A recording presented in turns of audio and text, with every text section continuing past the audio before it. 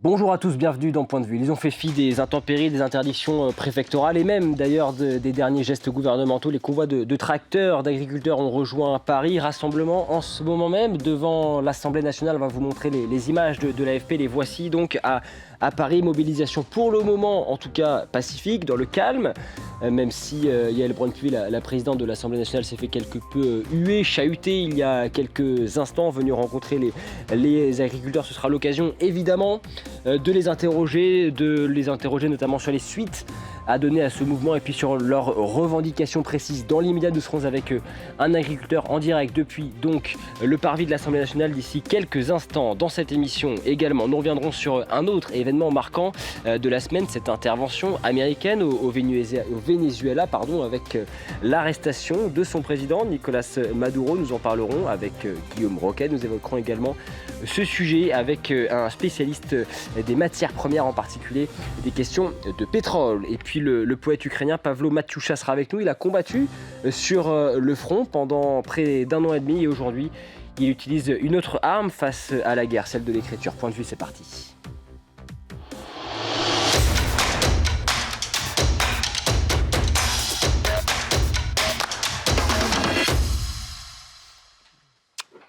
Bonjour Guillaume Roquet. Bonjour Timothée. Directeur de la rédaction du Figaro Magazine. Guillaume, l'année a démarré comme elle avait terminé avec cette mobilisation des agriculteurs. Et là aujourd'hui, on franchit quand même un cran, une étape. Les agriculteurs qui sont devant l'Assemblée nationale, qu'est-ce que ça vous inspire ?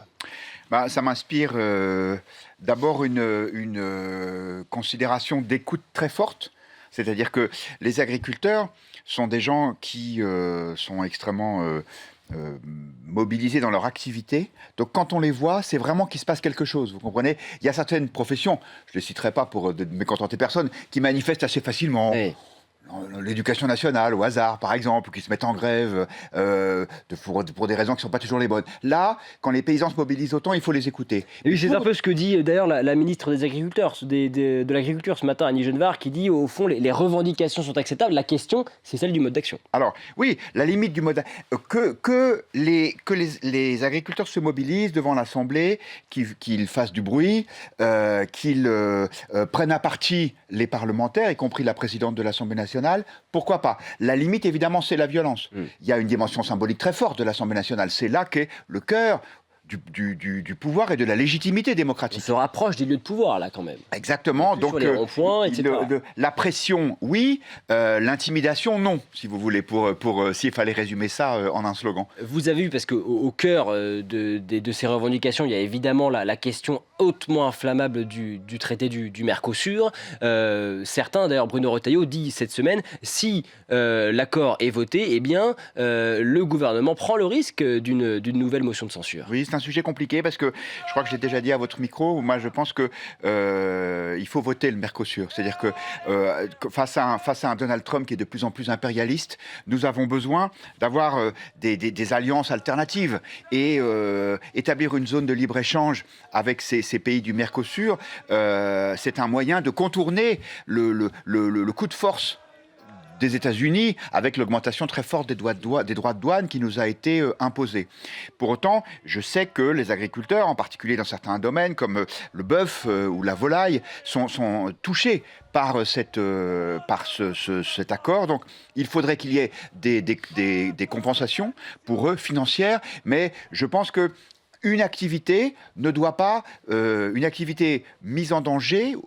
Et encore, mise en danger, c'est relatif. Vous savez que les importations du Mercosur, ça représente moins de 2% de la production de l'Union européenne en matière de volaille et de production bovine. Mais pour autant, il faut qu'il y ait des compensations. Mais je pense que quand on signe un accord international, il faut voir le bénéfice global, les avantages par rapport aux inconvénients. Et il me semble que les avantages l'emportent. Alors, pas certain que les agriculteurs qui sont aujourd'hui devant l'Assemblée soient d'accord avec votre point de vue, Guillaume, mais on va leur poser la question justement. On va essayer de rejoindre Philippe Tabarin qui est justement à côté de l'Assemblée nationale, président de la Chambre d'agriculture de la Vienne. Est-ce que Philippe Tabarin est avec nous ? Non, pas encore, me dit-on en régie. C'est vrai que les agriculteurs nous prennent un peu quand même de court avec cette mobilisation. En tout cas, ça se passe dans le calme, et ça, c'est un événement, c'est un élément qui est important parce qu'il en va de leur crédibilité, malgré tout. Oui, bien sûr. Alors, vous savez qu'aussi, l'Assemblée nationale est l'un des bâtiments les plus protégés de France. Donc, je pense qu'on ne laisserait pas les agriculteurs avoir des actions un peu fortes, comme ils les font parfois devant les préfectures, où ils déversent du lisier, où ils mettent le feu à des bottes de paille. Là, les forces de l'ordre, et ce serait bien normal. Et là, ça a l'air quand même, sur ces images, très calme. J'allais dire, pardonnez-moi l'expression, presque bon enfant. Oui, quand on voit ces images. Oui, mais je pense que c'est une preuve de responsabilité des agriculteurs. Je pense qu'il faut les entendre. Moi, j'ai beaucoup regretté, comme beaucoup, que la loi Duplon, vous savez, qui permettait aux agriculteurs français d'utiliser les mêmes intrants, les mêmes produits phytosanitaires que dans le reste de l'Union européenne. Oui. C'est ça, les fameux néonicotinoïdes. Cette loi qui a été censurée par le Conseil constitutionnel, c'est celle-là qu'il faut remettre sur le chantier. Il y a des façons d'entendre les demandes des agriculteurs. Il y a aussi la fiscalité de ce qu'on appelle les intrants, c'est-à-dire tout ce qui est engrais. Il y a les normes, le travail administratif dont ils sont accablés. C'est tout ça qu'il faut prendre en compte. Je pense que le Mercosur, c'est l'abcès de fixation. Donc, c'est le symbole de ce que les agriculteurs ne supportent plus, c'est-à-dire trop de contraintes. Mais je pense que ça n'est pas le point clé dans ce qu'est la crise agricole. Et, parce que c'est essentiel, la perte de compétitivité de l'agriculture française, on le voit depuis maintenant plusieurs années. Or, le Mercosur n'est pas encore en place. Donc, ça n'est pas une conséquence. Il y a d'autres leviers, nous dites-vous, Guillaume.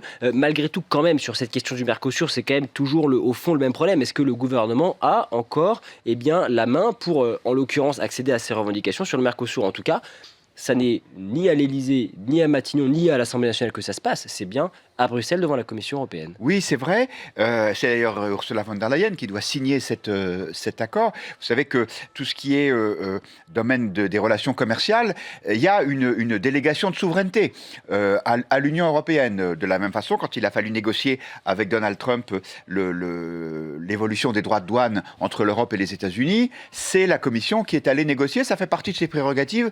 Et moi, vous savez, je suis pas un européiste absolu, mais je pense que dans ce domaine, on est plus fort quand il y a un seul qui négocie pour tous les autres. Donc ce qu'il faut, c'est avoir des contreparties. Je pense que les agriculteurs, paradoxalement, par ce mouvement, rendent service à Emmanuel Macron parce qu'ils lui permettent de dire à la Commission, regardez, moi je prends le risque d'une crise politique si vous n'écoutez pas suffisamment les revendications des paysans. Mais c'est vrai qu'en toile de fond, il y a quand même toujours cette question, est-ce que nous sommes toujours aujourd'hui capables de faire entendre notre voix sur la scène internationale? Et on va en parler avec notamment la question du Venezuela qui revient très fort dans l'actualité cette semaine, et puis sur la scène européenne. Édouard Philippe dit dans un entretien au Figaro cette semaine que aujourd'hui, la seule autonomie qu'il nous reste, c'est l'autonomie de commentaire. Il met le doigt là où ça fait mal, l'ancien Premier ministre. Oui, c'est assez cruel, mais c'est malheureusement vrai. Et on le voit nous regardons passer les trains de l'histoire. Or, l'histoire s'accélère ces jours-ci, j'allais presque dire ces dernières heures. Et à nos dépens. Elle ne l'a fait à nos dépens. Pourquoi ? Parce que nous ne sommes plus une puissance. Vous savez, quand en 1958, le général de Gaulle revient au pouvoir et qu'il veut redonner à la France sa place de grande puissance, la première chose qu'il commence à faire, c'est un plan d'assainissement des finances publiques qui va être mené par Pinet et Jacques Rueff, le haut fonctionnaire de l'époque qui avait la haute main sur les affaires économiques. Et ça a été la première étape. Ensuite, il a fallu mettre en place l'entrée en puissance de l'armement nucléaire français, même s'il avait été décidé sous la 4ème République. Mais tout ça, ça suppose d'avoir un pays solide, d'avoir un pays fort. Et un pays fort, c'est un pays qui n'est pas endetté comme nous le sommes aujourd'hui, c'est un pays qui travaille. Je vais vous dire, même si ça vous paraît un raccourci un peu audacieux, il y a un lien, à mon avis, entre la suspension de la réforme des retraites et le fait que nous soyons plus entendus à Bruxelles. C'est-à-dire que la France n'est plus crédible. Pour être crédible en géopolitique, il faut d'abord être crédible économiquement à l'intérieur de notre pays. Oui, bien sûr, parce que vous pouvez compter, d'abord parce que vous avez les moyens d'un effort, y compris d'un effort de réarmement. Regardez ce qui se passe en Allemagne, où il y a une augmentation très impressionnante du budget militaire, mais ça c'est possible parce que l'endettement de l'Allemagne est bien moindre que le nôtre, parce que même si c'est un pays qui connaît des difficultés, c'est un pays qui depuis des années accumule les excédents commerciaux et donc qui a une capacité de manœuvre qui est beaucoup plus forte. Nous sommes surendettés, nous sommes à la limite de la faillite, avec, on le sait bien, un système administratif qui asphyxie le pays et qui n'est plus performant, et donc malheureusement, nous payons les conséquences de tout cela. Et nous faisons preuve également d'une certaine frilosité. On l'a vu notamment, par exemple, dans la réaction d'Emmanuel Macron à donc l'arrestation de Nicolas Maduro au Venezuela le week-end dernier. Dans un premier temps, il n'a même pas mentionné les modalités de cette intervention américaine qui quand même a fait fi du droit international. Et puis il a ensuite précisé, corrigé même. Voilà, corrigé. Alors l'Élysée dit non, ce n'est en aucun cas un rétropédalage, c'est une précision. Évidemment, les communicants de l'Élysée dans ces cas-là sortent l'artillerie lourde, mais enfin, ça montre quand même qu'il y a une frilosité, qu'on ne sait pas vraiment sur quel pied danser, et puis surtout qu'on a peur de Donald Trump. Alors oui, je pense qu'il y a plusieurs choses. D'abord, effectivement, vous le rappeliez, la première réaction d'Emmanuel Macron a été pour approuver l'intervention de Donald Trump au Venezuela, et ce qui d'ailleurs contrastait avec la déclaration du ministre des Affaires étrangères, Jean-Noël Barrot, qui elle était beaucoup plus réservée, avec l'argument classique, c'est une transgression du droit international, effectivement, avec une règle qui est la souveraineté des nations. Vous n'avez pas le droit d'aller chercher un chef d'État dans un pays étranger en envoyant des hélicoptères et en tuant tous les gens qui sont autour de lui.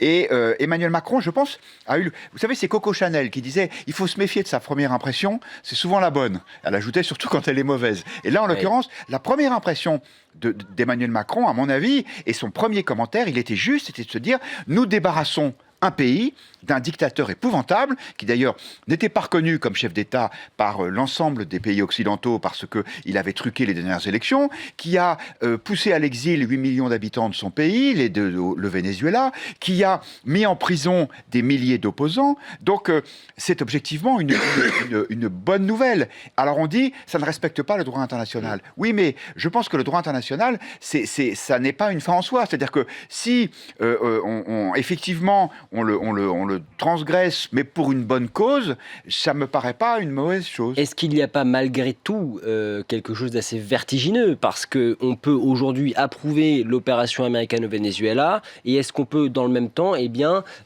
condamner les velléités trumpiennes sur un autre territoire qui nous concerne beaucoup plus, en tout cas à l'échelle de l'Union européenne, à savoir le Groenland? Oui, alors d'abord moi je voudrais relativiser cette espèce d'idolâtrie du droit international. Le droit international n'a jamais empêché aucune guerre. Si aujourd'hui la Chine n'envahit pas Taïwan, c'est parce qu'elle a peur d'une défaite militaire, c'est parce qu'elle a peur de sanctions économiques majeures, ça n'est pas du tout parce qu'elle tremblerait d'être critiquée par les juristes de l'ONU.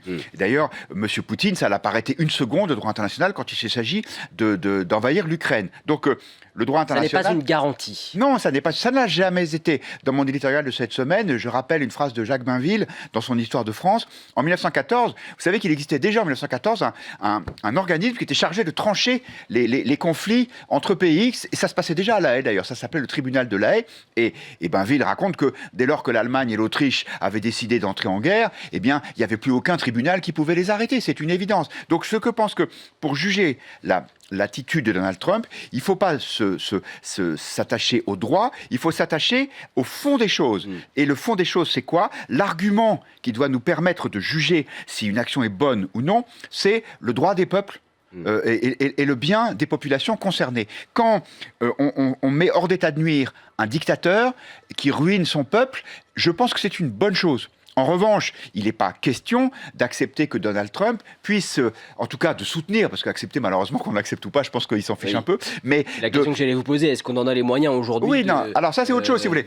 Après on va voir les moyens, mais sur le fond, est-ce qu'on condamne ou pas? En revanche, le Groenland est un territoire autonome, mais qui est rattaché au Danemark, pays parfaitement démocratique, qui fait partie de l'Union européenne. Donc là, les dirigeants du Groenland ont été élus. Il n'y a pas grand monde. Je crois qu'il y a 56 000 ou 60 000 personnes au Groenland. Mais en tout cas, c'est une démocratie. Donc, seuls les habitants du Groenland peuvent décider, sont légitimes à décider de leur avenir. si par référendum, ce qui à mon avis n'est pas exclu, ils disent tiens, bah, finalement, on veut bien être un territoire indépendant avec un lien très fort avec les États-Unis, surtout s'il y a beaucoup d'argent en face, ça c'est leur droit. Mais de la même façon, je pense que c'est là-dessus qu'on doit juger, c'est-à-dire le bien des peuples. En tout cas, ce qui est certain, c'est que Donald Trump, lui, le bien des peuples, lui, il n'exclut pas l'intervention militaire. Et là, on serait dans un tout autre domaine. Est-ce que vous pensez que c'est C'est vrai qu'on en parlait il y a quelques mois, on se disait, non mais ça paraît complètement invraisemblable, ça n'arrivera jamais.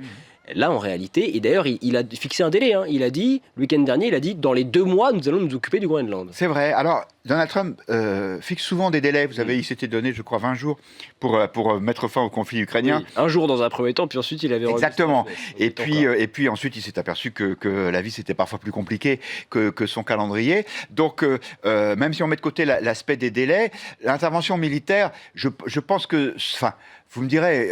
Vous avez tout à fait raison dans votre remarque. Depuis l'intervention au Venezuela, il faut être prudent parce que quand on dit c'est pas possible, il n'osera jamais. Ben en fait, j'allais dire il ose tout. C'est à ça qu'on le reconnaît, Donald Trump.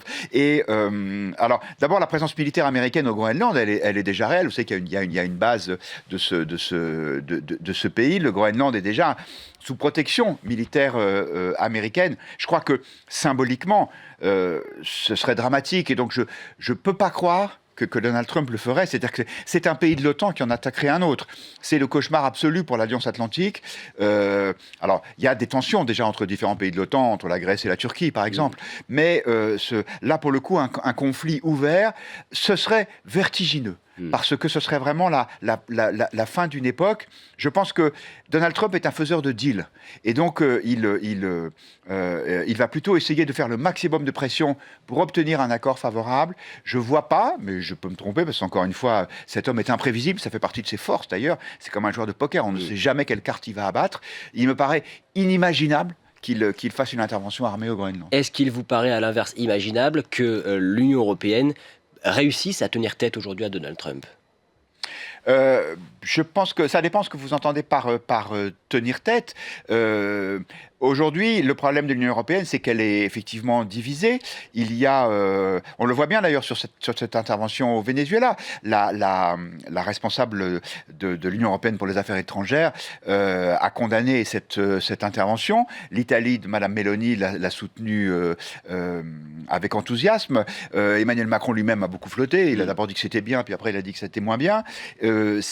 L'Union européenne, elle n'est pas unie. Si il y avait une intervention militaire des États-Unis au Groenland, vous savez qu'il y a dans les traités de l'Union européenne un article qui prévoit une solidarité militaire entre les pays de l'Union s'ils sont attaqués. Et là aussi, c'est absolument vertigineux. Ça veut dire potentiellement que des soldats de pays membres de l'Union européenne pourraient affronter des soldats américains. Absolument. En théorie, ce serait possible. Je pense que le bilan coût-avantage d'une telle opération serait très négatif pour les États-Unis. C'est pour ça que j'allais dire, je ne veux pas le croire, mais je vous accorde qu'il s'agit plus d'un souhait que d'une certitude. Merci beaucoup Guillaume Enquête. On va essayer de joindre à nouveau nos agriculteurs qui sont aujourd'hui dans la rue.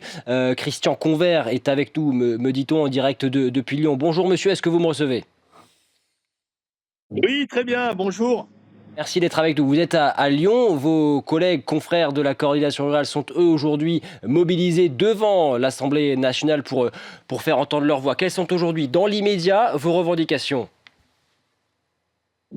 Écoutez, les revendications, je pense que tout le monde les connaît, c'est toujours les mêmes depuis déjà un certain temps. Donc là, le sujet actuel, c'est quand même l'accord du Mercosur. Mais plus globalement, c'est la manière que le gouvernement traite les agriculteurs en ce moment. Il y a une crise de dermatose où nous, on propose des solutions qui nous permettraient d'en sortir assez rapidement. Mais pour ça, il faut se mettre autour d'une table. Hein. C'est pas par des déclarations de communication de la ministre qu'on va s'en sortir. Le Mercosur, on attend. Là, aujourd'hui, je crois que les agriculteurs sont largement mobilisés. Le Mercosur, personne n'en veut. J'écoute à l'Assemblée nationale ce qui se passe. Tous les politiques qui sont là disent tous que c'est une grosse connerie de signer ce truc-là. Donc maintenant, on va attendre de voir ce que va faire le président de la République. Nous, on espère qu'une chose, c'est qu'il vote contre. Même si ça ne sert à rien, pour le coup, puisque de toute façon, c'est plus lui qui a les clés. Les clés, il les a données, la France les a données à Mme von der Leyen. Donc elle n'a même pas besoin de l'autorisation de la France pour signer. Mais nous, ce qu'on demande, c'est qu'ils s'opposent quand même à cette ratification pour permettre quand même à ses successeurs de pouvoir revenir sur un certain nombre de points. Parce que de toute façon, chaque fois qu'on signe un traité, on va nous dire qu'il y a du bon dans le traité, mais on s'aperçoit qu'au fil des traités, tout ce qui est l'agriculture, elle recule à chaque fois pour devenir aujourd'hui un secteur qui avant était excédentaire, aujourd'hui que la France n'est plus autosuffisante. C'est une honte. Et cette honte-là, ce n'est pas de la faute des agriculteurs. Les agriculteurs sont en capacité de produire tout ce dont on a besoin. Alors il faut commencer par là, aujourd'hui, qu'on produise notamment, ce qu'on a besoin, et après, effectivement, on pourra acheter à l'extérieur. Voilà, j'ai l'impression que vous m'entendez pas très bien, mais ce que je voulais vous dire, c'est quand même qu'aujourd'hui, la ministre de l'Agriculture, Annie Genevard, dit « Oui, vos revendications, elles sont légitimes ». Emmanuel Macron l'a exprimé également, même si le mode d'action est discutable, et c'est ce que rappelle ce matin la porte-parole du gouvernement. Mais aujourd'hui, eh bien, vous avez le soutien notamment d'Annie Genevard. Mais est-ce que vous avez encore confiance aujourd'hui en votre ministre, en la ministre de l'Agriculture, pour justement faire reculer notamment cet accord du Mercosur? Non mais la confiance, elle commence à être rompue, comme on peut dire. Hein. La confiance, ça se ressent. Et là, aujourd'hui, on ne la ressent pas tellement, la confiance. Puisque de toute façon, la ministre peut bien dire ce qu'elle veut en termes de communication. On sait très bien que ça va passer. Mais par contre, quand vous nous parlez de la porte-parole du gouvernement que j'ai entendue ce matin, je pense qu'elle est complètement à côté de la plaque, cette dame-là. Hein. Parce que pour le coup, la ministre, aujourd'hui, dit quand même que c'est assez légitime ce que les agriculteurs revendiquent, qu'on a le droit de manifester. Et dans le même temps, la porte-parole du gouvernement dit que de toute façon, il y a quoi? Il n'y a qu'à envoyer la troupe contre les agriculteurs. Donc ça veut dire quand même qu'un certain nombre d'élites parisiennes, il faudrait peut-être qu'ils reviennent un peu les pieds sur terre. Je crois qu'ils ne comprennent plus, des déclarations comme ça signifient qu'ils ne comprennent plus du tout ce qui se passe sur le terrain. Donc de toute façon, je pense qu'on ne s'en sortira pas avec ces gens-là. Merci Christian Cauvert. C'est en tout cas votre témoignage, votre point de vue, et vous avez pu l'exprimer dans notre émission aujourd'hui. On continue évidemment de suivre cette mobilisation agricole dans plusieurs villes de France. C'est le cas à Lyon et c'est le cas également et en particulier à Paris, donc en ce moment même devant l'Assemblée nationale. On suit cela, toutes les dernières informations évidemment sur le Figaro.fr. On va reprendre à nouveau notre page de politique étrangère. On parlait tout à l'heure avec Guillaume Roquette du cas du Venezuela et de l'arrestation de Nicolas Maduro, et on va parler maintenant des conséquences que cela peut avoir, et notamment sur la question des matières premières, la question du pétrole. Écoutez d'abord Donald Trump justement au sujet de ses velléités sur les ressources vénézuéliennes. Ça a le mérite de la clarté.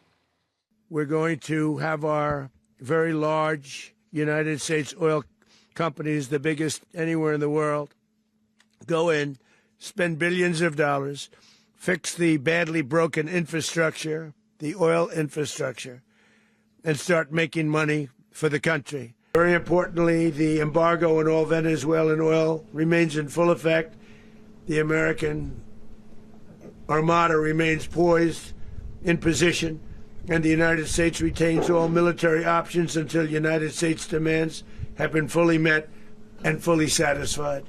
Bonjour Francis Perrin. Bonjour. Soyez le bienvenu sur ce plateau. Vous êtes directeur de recherche à l'Institut des relations internationales et stratégiques. Vous êtes spécialiste des problématiques énergétiques. On entendait à l'instant Donald Trump sur ce sujet. Je disais, ça a le mérite de la clarté. C'est vrai qu'il est particulièrement offensif, Donald Trump, sur la question du pétrole au Venezuela. Il est totalement explicite. Que cherche-t-il à faire, justement? Est-ce que le pétrole est aujourd'hui la raison principale de son intervention au Venezuela? Il est très clair et il va très vite. Parce que les choses sont bousculées en à peine quelques jours depuis le début de cette année. Alors sur le Venezuela, il y a évidemment le pétrole dans les enjeux de ce qui est en train de se passer. Ce n'est pas le seul enjeu, mais c'est un enjeu important, très important. Il y a le pétrole, il y a l'immigration, il y a la drogue, il y a la proximité politique idéologique Venezuela, Cuba, Nicaragua, il y a les liens Venezuela-Chine, Venezuela-Iran. Donc tout ça fait partie de l'agenda américain, dont le pétrole. Les résultats sont spectaculaires. En quelques jours à peine, Donald Trump a obtenu la maîtrise totale de l'exportation du pétrole vénézuélien. Il a fait un deal, comme il aime bien les faire. Alors un deal, évidemment, Venezuela, États-Unis, sous forte pression. Ce n'est pas un deal entre parties égales, avec cette armada navale américaine autour du pays qui peut couper toutes les exportations de pétrole du pays. Le pétrole, c'est 90% des exportations du Venezuela. Vous coupez ça, le pays s'effondre. Oui, mais qu'est-ce que cela représente exactement? Je pose la question à vous, le spécialiste des ressources énergétiques, parce qu'on a deux discours depuis le week-end dernier. Certains qui nous disent, attendez, stratégiquement, et d'ailleurs on est au cœur de la stratégie de sécurité énergétique de Donald Trump, avec cette question du pétrole, ça va tout bouleverser, etc. Et d'autres qui nous disent, attendez, en réalité, d'abord elles sont pas si abondantes que ça, les ressources en pétrole au Venezuela, et en plus de ça, elles sont très difficiles à aller chercher. Quel est votre décryptage? Alors, on peut discuter évidemment de la question des réserves, du chiffre de réserves prouvées du Venezuela. Ce qui est certain, c'est que dans tous les cas de figure, c'est très important. Est-ce que c'est le numéro 1 mondial avec 300 milliards de barils de réserves prouvées? Est-ce que c'est beaucoup moins? Même si c'est beaucoup moins, c'est très important. Donc il y a un potentiel considérable. Deuxième point, c'est du pétrole qui n'est pas facile à extraire, à transporter, à raffiner. C'est ce que les pétroliers appellent du pétrole extra lourd. Et donc, pour aller le chercher, il faut injecter de la vapeur dans les réservoirs pétroliers pour chauffer le réservoir. Il faut le mélanger à d'autres pétroles plus légers pour le diluer.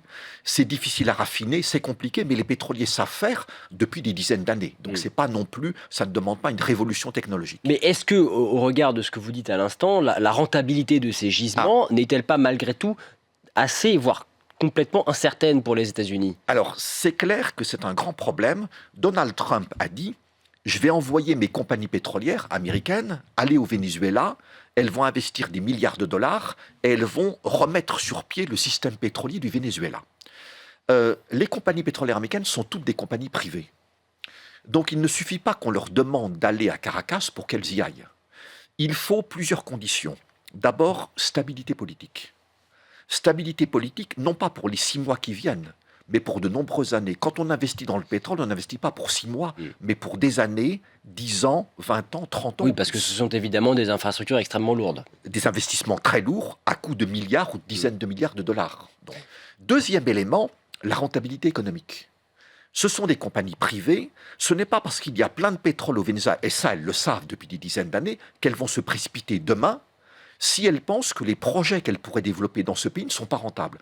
Donc ça passe sur des discussions, négociations, sur les conditions contractuelles qui seraient proposées aux compagnies pétrolières américaines pour qu'elles reviennent au Venezuela, ExxonMobil, ConocoPhillips, que celles qui sont déjà sur place, Chevron, augmentent leurs activités. Et ça ne dépend pas de Donald Trump, ça dépend du gouvernement du Venezuela, même s'il est sous pression. Un troisième élément clé, c'est le prix du pétrole. Et le prix du pétrole sur le marché mondial, ce n'est pas le gouvernement vénézuélien qui le contrôle, ni Donald Trump. Et évidemment, si les compagnies pétrolières estiment, à tort ou à raison, que le prix dans les années qui viennent sera un prix trop bas, elles ne vont pas forcément se précipiter dans un pays, Venezuela, qui a des coûts de production plus élevés pour le pétrole, parce que c'est un pétrole non conventionnel. Et justement, comment évaluez-vous l'impact sur le prix du baril de ces derniers soubresauts américains? Alors pour l'instant, rien. Aucun impact. Aucun impact, ce qui est un peu surprenant parce qu'on parle d'un géant pétrolier. Mais en fait, ce paradoxe s'explique comme tous les paradoxes. Sur les marchés pétroliers, les traders se disent deux choses. Premièrement, le marché pétrolier mondial est très bien approvisionné et même surapprovisionné. L'offre pétrolière mondiale est supérieure à la demande. Donc il n'y a pas de raison de s'affoler parce qu'il y a des problèmes au Venezuela. Deuxième élément, le Venezuela, bien qu'étant un géant pétrolier en termes de réserves, produit peu de pétrole.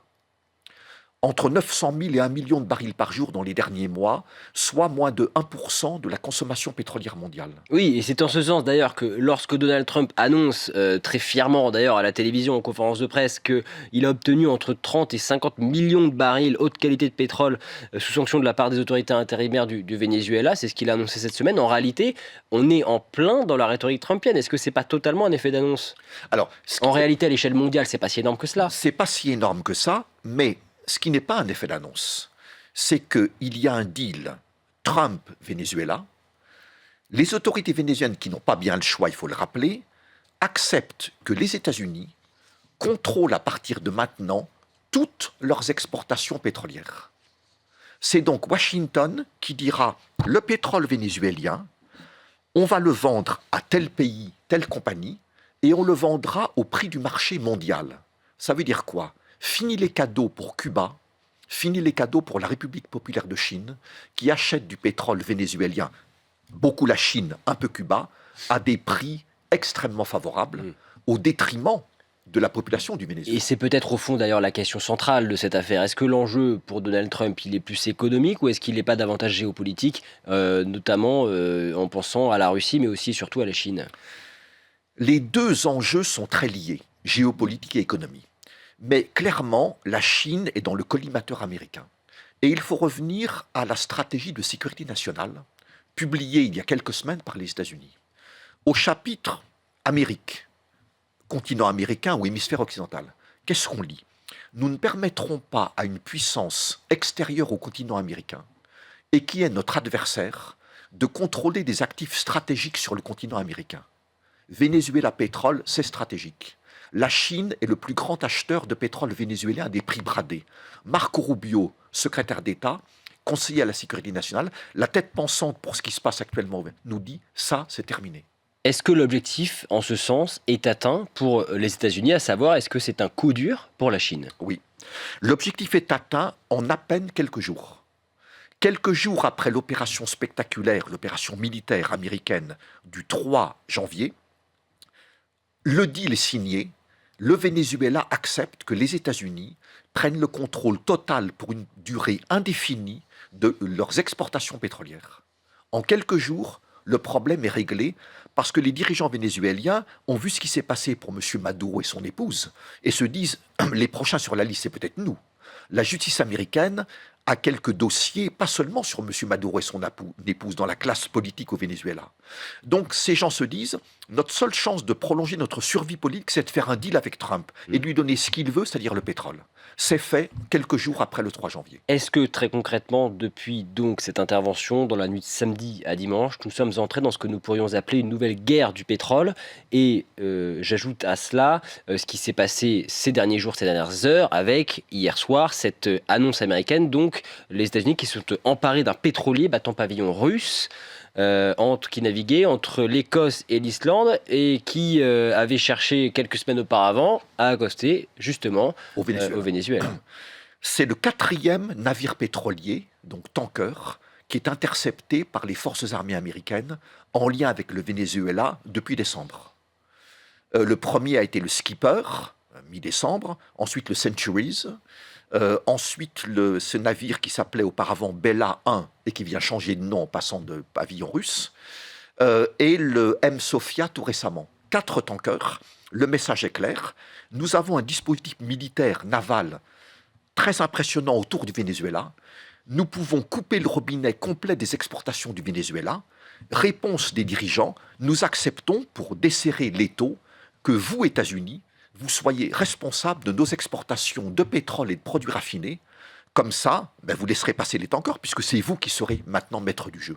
Et ils le sont dès maintenant. Et ça montre, une fois de plus, que pour Donald Trump, il n'y a pas de tabou. Est-ce qu'aujourd'hui, on peut parler... D'abord, est-ce qu'il vous semble juste de parler d'une guerre du pétrole? Et est-ce que ça veut dire qu'une guerre du pétrole avec la Russie, puisque c'est d'un pétrolier russe dont on parle, est possible? Le pétrole est très lié à de nombreuses guerres, à différents titres. Parfois, on fait la guerre pour le pétrole. C'est un but de guerre. Parfois, c'est l'un des buts de guerre. Parfois, une guerre a des impacts pétroliers très importants, la guerre en Ukraine depuis 2022. Et dans tous les cas, on ne fait jamais la guerre sans le pétrole, parce que le pétrole est le carburant des guerres. La machine de guerre moderne, que ce soit des chars, des véhicules blindés, des avions de combat, des navires de guerre, consomment des carburants pétroliers.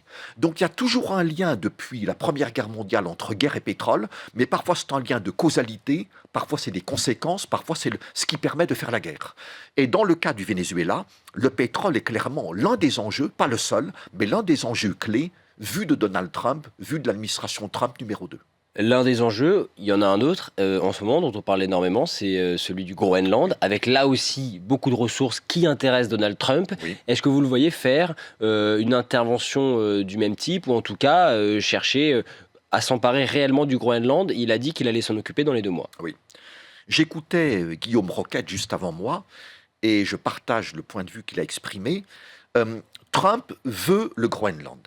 Ça, c'est clair. Il le dit depuis son premier mandat et depuis 2025, il le dit de plus en plus souvent. Et après ce qui vient de se passer au Venezuela, évidemment, au Groenland, au Danemark, à Bruxelles, dans le capitale européenne, on est légèrement inquiet.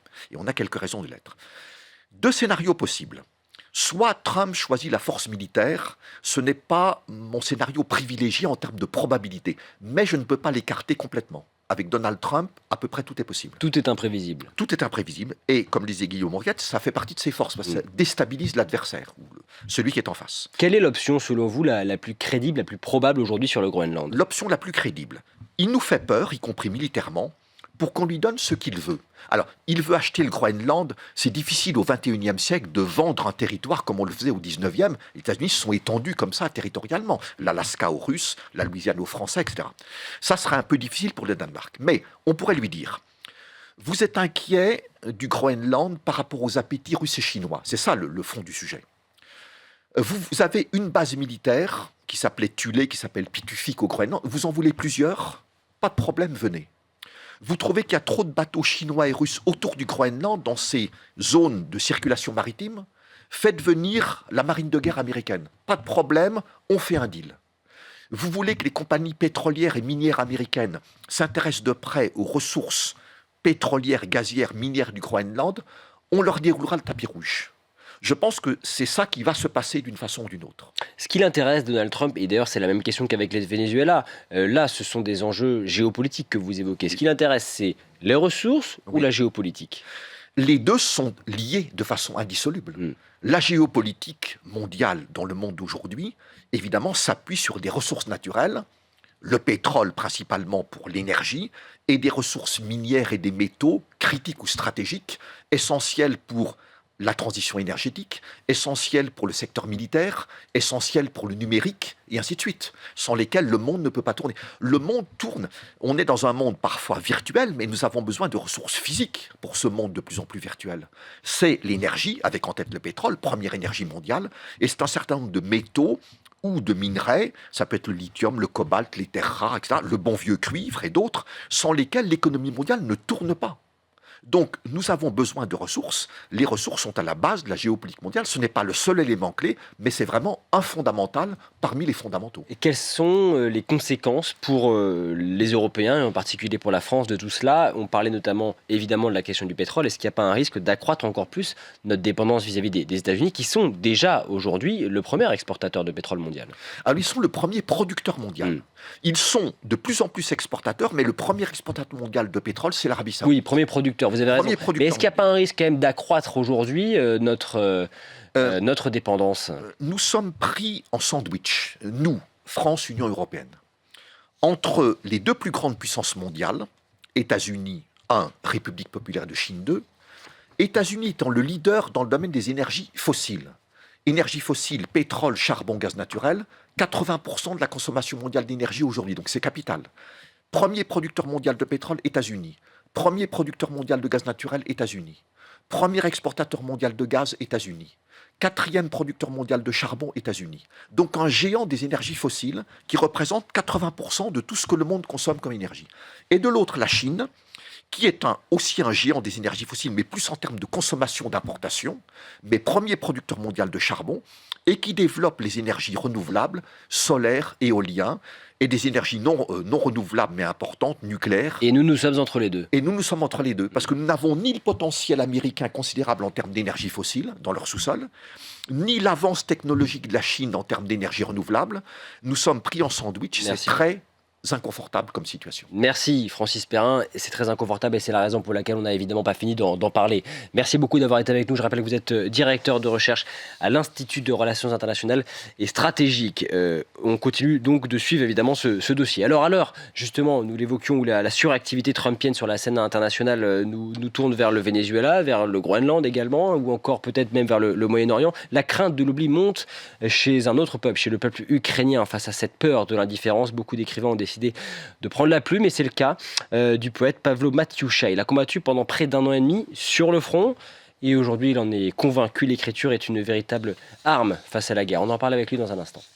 Nous participerons évidemment à la régénération de l'armée ukrainienne, Et 3, nous avons montré notre disponibilité aussi pour nous être déployés dans cette force multinationale. Ce ne sont pas des forces qu'on engage au combat. C'est ça que je veux clarifier. Il faut vraiment que nos compatriotes aient ça en tête. C'est le jour d'après la paix, comment apporter une garantie de paix et de sécurité, une force de réassurance. Donc combien ? Et donc, pardon d'insister. non mais la potentialité de plusieurs milliers d'hommes, mais ça n'est pas ce qu'on va faire dès maintenant. 2, ça sera planifié. 3, ce sera dans le cadre de nos opérations extérieures, et donc on fera des arbitrages. Bonjour Pavlo Matiucha. Bonjour. Soyez le bienvenu sur ce plateau. Vous êtes avant tout écrivain et poète. Vous participez à ce recueil de poésie, La poésie en guerre, aux éditions Abstraction. Je dis que vous êtes avant tout poète et écrivain parce que vous êtes également capitaine de l'armée ukrainienne, capitaine à la retraite. Vous y avez servi, combattant volontaire entre le début de l'invasion russe, février 2022, et puis août 2023. On va revenir sur votre histoire, évidemment. D'abord, ce recueil, quelques mots sur ce recueil de poésie. Vous êtes une centaine d'auteurs, donc, à y contribuer. Certains, d'ailleurs, tous ukrainiens, et certains qui sont, hélas, aujourd'hui disparus. Quel est le but, quel est le sens de ce livre, et qu'est-ce qui vous anime ? Alors, c'est un recueil qui rassemble 100 auteurs. C'est une idée aussi de mon ami Volodymyr Timchuk, il est un officier dans les forces armées ukrainiennes. Et ça rassemble les premiers jours, 100 jours, 100 auteurs. Et c'était la période peut-être la plus critique. On ne savait pas trop ce qui nous arrive, ce qui va arriver. Oui, parce que là, ce sont des poèmes qui ont été écrits lors des premiers jours, lors des 100 premiers justement, jours. C'est l'idée. Et c'est une preuve que nous allons subsister, que nous allons faire face à l'agression.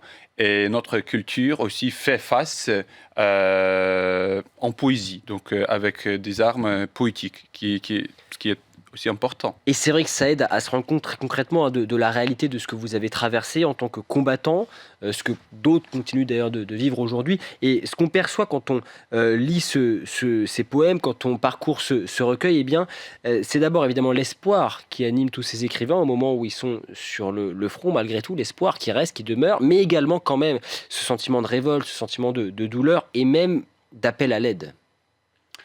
Oui, je crois que c'est important d'avoir toute la gamme d'émotions et de sentiments. Ça peut aller à partir de désespoir vers l'espoir, le combat et l'esprit de combattant qui est déjà le nôtre.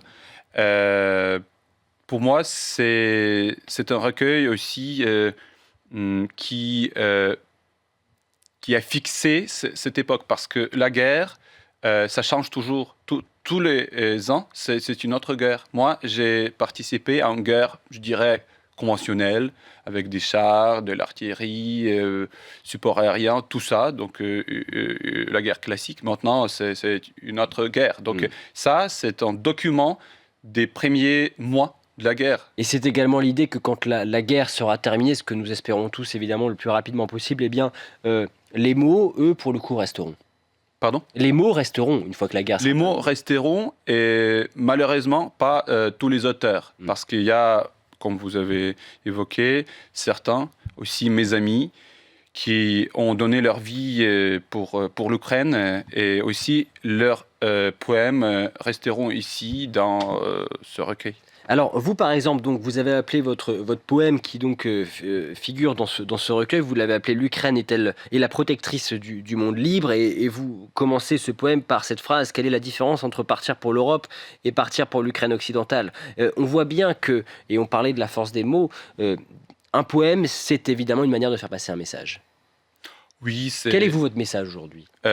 C'était pas peut-être initialement le message, parce que c'est plutôt ton émotion, ton sentiment du moment. Mais en vrai, il y a des messages un peu cachés. Donc, le message, tout est relatif. Si nous avons la guerre en Ukraine maintenant, ça peut arriver en Europe de l'Est, chez nos voisins, très très vite. Donc, je comprends qu'ils le savent, mais c'est brusque, ça arrive. Donc le 24 février 2022, pour nous, c'était pas évident, donc on ne s'attendait pas. Et donc il faut vraiment comprendre que l'ennemi qui est le nôtre maintenant, peut devenir l'ennemi de l'Europe, du monde libre très très vite. Et cette relativité qui est dedans, dans ce poème, parle de ce petit moment, tu ne te perçois quand ça arrive, mais ça arrive à un certain moment et sans être uni, sans être... Au moment où on s'y attend le moins, peut-être. Oui. En tout cas, c'est le message que vous portez dans ce poème, et il y en a encore une fois une centaine d'autres. C'est pas la première fois que vous témoignez par les mots. Vous aviez déjà publié un autre ouvrage que vous avez d'ailleurs amené avec vous. C'était en 2024. Vous aviez publié cette fois-ci les lettres que vous aviez échangées avec votre épouse lorsque vous étiez sur le front pendant près d'1 an et demi. Et là aussi, vous aviez fait le choix de communiquer avec votre épouse qui était réfugiée en France. Vous avez un lien particulier avec notre pays parce que vous y avez vécu vous-même. Et vous aviez choisi d'échanger par lettres à l'heure des smartphones, des réseaux sociaux, etc. Pourquoi, là, encore une fois, ce choix des mots alors que vous étiez sur le front? À vrai dire, c'était une idée superbe de notre amie maintenant, Doane Buy, qui est une grande reporter chez Nouvel Obs. Elle avait publié nos lettres dans le Nouvel Obs, mais j'ai écrit tant de lettres, j'ai pas pu m'arrêter, que c'est devenu un livre à part. Et donc, dans une lettre, tu peux exprimer tes sentiments un peu plus nuancés que dans la messagerie, même email. Vous pensez à toutes sortes de communications. Donc, la lettre classique, je le recommande vivement parce que ça donne cette possibilité de t'exprimer d'une manière très, très profonde. Et en tout cas, c'est ce que vous avez fait dans un moment particulièrement délicat, éprouvant évidemment pour vous, alors où vous étiez sur le front. Comment, justement, votre famille, vous êtes père de 4 enfants, hein, ils étaient donc tous réfugiés en France à ce moment-là. Comment avez-vous traversé justement cette période, ces 16 mois, au moment où vous étiez donc sur le front, votre famille était en France. Vous avez, je crois, d'ailleurs, au moment de l'invasion, fait l'aller-retour en France pour venir tous les déposer. Puis là, vous avez décidé de vous engager, vous n'étiez pas obligé de le faire, vous étiez volontaire. Oui. Comment est-ce que justement vous avez traversé cette période? À vrai dire, c'était difficile, cette séparation, mais aussi les troubles d'une femme aux 4 enfants qui est seule dans un autre pays sans support de son mari, de sa famille. Aussi, son mari, quelque part au milieu de la guerre. Donc, c'était très, très difficile et c'est vraiment le sujet de notre livre et de cette correspondance. Comment avez-vous pris cette décision de vous engager? Encore une fois, vous n'étiez pas obligé de le faire puisque vous étiez âgé de 40 ans à ce moment-là, père de 4 enfants, et donc vous avez pris la décision vraiment de vous engager sans y avoir été forcé. À vrai dire, c'était pas la décision, je crois, c'était toute prise avant de le prendre, parce que moi, je suis officier de formation, et même j'avais quitté l'armée de longue date, mais quand telle chose arrive, c'est pas la question de penser oui ou non. Surtout mes amis, ils ont presque tous et toutes aussi pris la même décision, même s'ils n'ont pas 4 enfants, mais les poètes, auteurs, pour moi et pour eux, c'est très important. Donc je suis chanceux que je suis là, je parle avec vous, avec l'audience, mais encore une fois, beaucoup parmi eux ne sont pas là. Et pour moi, c'est aussi important de commémorer leur nom et aussi, encore une fois, mentionner qu'il y a 12 parmi les poètes qui sont mentionnés déjà dans le chapitre des poètes déchus. Comment relisez-vous aujourd'hui ces 16 mois passés sur le front? Qui avez-vous appris de vous, évidemment, de votre pays, de la guerre même? Bon, la vie est fragile, plus fragile qu'on peut le penser. De l'autre côté, l'homme est plus fort que l'on peut penser. Et c'est cette dualité, ce que j'ai appris, mais aussi ce qu'il faut toujours se rappeler, La mort, ce n'est pas la pire chose qui peut arriver. Donc il y a les choses qui sont beaucoup plus pires que la mort. Donc avec la guerre, qui est peut-être le pire, ce qui existe dans ce monde, tu arrives à apprendre tout ça et ça devient aussi partie de ta nature. Donc les Ukrainiens comme nation, c'est un peu une autre nation qu'auparavant. Et vous l'avez évoqué, hein, mais c'est vrai que sur ces écrivains, par exemple, tous, malheureusement, ne sont plus là aujourd'hui pour en parler. Vous avez perdu des compatriotes, des amis sur le front. Comment aujourd'hui parvenez-vous à surmonter cela, justement? Comment le viviez-vous intérieurement? Moi, parfois, je pense encore, je suis chanceux d'avoir une grande famille, et je suis père d'une famille nombreuse. Et tu as tes enfants, ton petit-fils qui fait ses premiers pas dans la vie. Ça soulage et ça soutient. Pour ceux qui sont jeunes, qui n'ont pas vu grand-chose, qui ont 20 ans, 25 ans, pour eux, c'est une grande expérience extrême, meurtrière. Vivre après cela, construire, bâtir la vie, c'est beaucoup plus difficile que pour moi dans ce cas-là. Donc, je crois que la guerre ne part jamais après que tu l'as vue. Elle fait toujours un peu partie de vous, quelque part? J'en suis sûr. Vous demandez n'importe quel Ukrainien, Ukrainienne, et peut-être même n'importe où. Soit ils sont en Ukraine, soit ils se sont réfugiés quelque part. La guerre est en nous maintenant. Quelle est votre nouvelle vie? Aujourd'hui, vous avez donc pris votre retraite militaire. D'abord, qu'est-ce qui vous a poussé à prendre cette décision? Et vous vivez entre Kiev et Paris, me semble-t-il. Maintenant, oui, parce que je travaille à Kiev.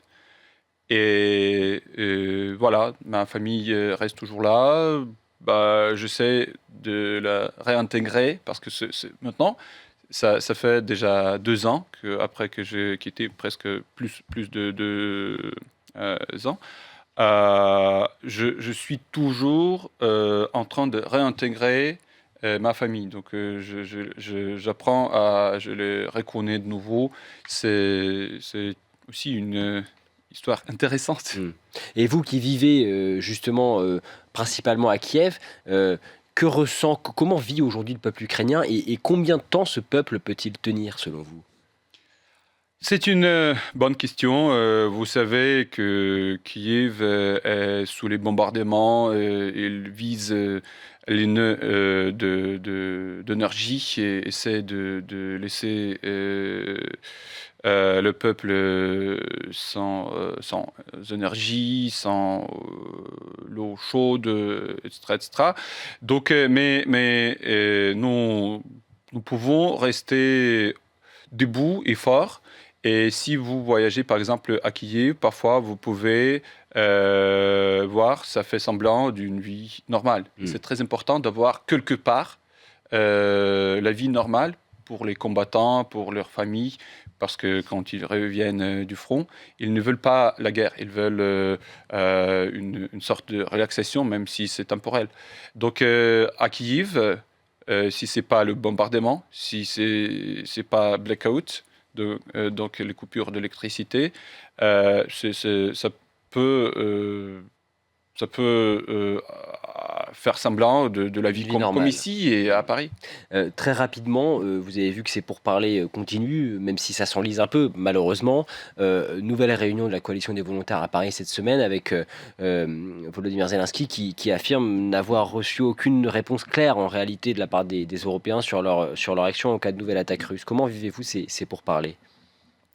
À vrai dire, je dirais plutôt mon opinion concernant ce qu'il nous faut que le résultat net des pourparlers, parce que les pourparlers, ça dure et ça va durer et on va avoir d'autres pourparlers. Donc il nous faut les bottes sur le sol.